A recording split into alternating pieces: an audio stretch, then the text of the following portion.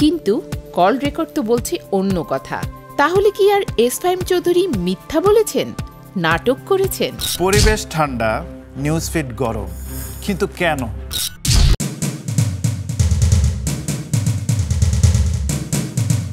একটু হলুদ, একটু মরিচ, রোস্ট হয়েছে কড়া। জি, এই রোস্ট করেছেন তাহসিন হাসান। রাজাকার 2.0 ভিডিওতে আরএস ফাহিম চৌধুরী থেকে শুরু করে আইমান সাদিক পর্যন্ত অনেক জনকেই তিনি করেছেন রোস্ট। আরএস ফাহিম চৌধুরী কি নাটক করলেন নাকি বাস্তবতা তুলে ধরলেন, তার বিশ্লেষণ থাকছে এই ভিডিওতে। কোটা আন্দোলনের ইস্যুতে ইনফ্লুয়েন্সারদের নিয়ে সমালোচনা চলছিলই। এরই মাঝে বাড়তি মাত্রা যোগ করেন বাংলাদেশের আরেক ইউটিউবার তাহসিন এন রাকিব। সম্প্রতি প্রকাশ পাওয়া তার রাজাকার টাইটেল খ্যাত ভিডিওতে রোস্ট হওয়া বাংলাদেশের প্রায় ৮ জন ইনফ্লুয়েন্সারদের মধ্যে ছিলেন আরএস ফাহিম চৌধুরীও। তাহসিনের ভিডিওতে একটি অডিও কল রেকর্ড শোনা যায়, আর এস ফাহিম ফোনের অপর পাশে থাকা ব্যক্তির সঙ্গে ফোন আলাপে তার বড় ভাই ঢাকা উত্তর সিটি কর্পোরেশনের ৩৩ নং ওয়ার্ডের সাবেক কাউন্সিলর তারিকুজ্জামান রাজীব শিক্ষার্থীদেরকে কিভাবে বাড়ির ছাদ থেকে গুলি করছে তার বর্ণনা দেন। এ ঘটনাটি নিয়ে ফাহিমকে এ সময় হাসাহাসিও করতে শোনা যায়। ফোন আলাপটি ভাইরাল হওয়ার পর থেকেই নেটিজেনদের তোপের মুখে পড়েছেন এই কন্টেন্ট ক্রিয়েটর।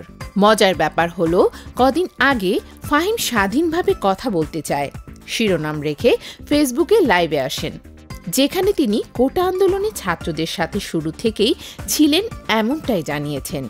কিন্তু কল রেকর্ড তো বলছে অন্য কথা। তাহলে কি আর এস ফাহিম চৌধুরী মিথ্যা বলেছেন, নাটক করেছেন? আরএস ফাহিম চৌধুরী বলছেন তাহসিন হাসান নাকি শাক দিয়ে মাছ ঢাকার বৃথা চেষ্টা চালাচ্ছে। আসলে কি তাই?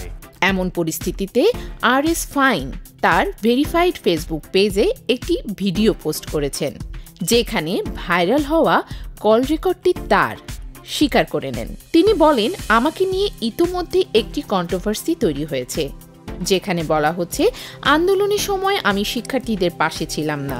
যে কল রেকর্ডটি ভাইরাল হয়েছে সেখানে শুধুমাত্র আমার কথাগুলোই শোনা যাচ্ছে, কিন্তু কলে তো দুজন মানুষের কথোপকথন হয়। কলের অপর পাশে ছিল তহিদ উদ্দিন আফ্রিদি। যেহেতু তার কথাগুলো বাদ দিয়ে শুধুমাত্র আমার কথাগুলো ছড়িয়ে দেওয়া হচ্ছে, সেহেতু বলাই যায় আমাকে ফাঁসানো হচ্ছে।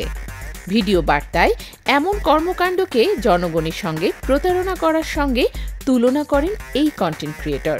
তার দাবি, ভাইরাল হওয়া কল রেকর্ডটিতে তাকে কল্লা কেটে ফেলার হুমকি দেয়া হয়েছে, আর সেখান থেকেই উদ্দেশ্যপ্রণোদিতভাবে এই অংশটুকু কেটে নেওয়া হয়েছে।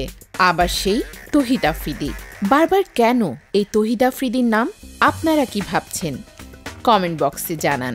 এই হুমকি ধামকি আর টাকা চালাচালির মূল হোতাদের নাম কেউই বলছেন না, কিন্তু কেন?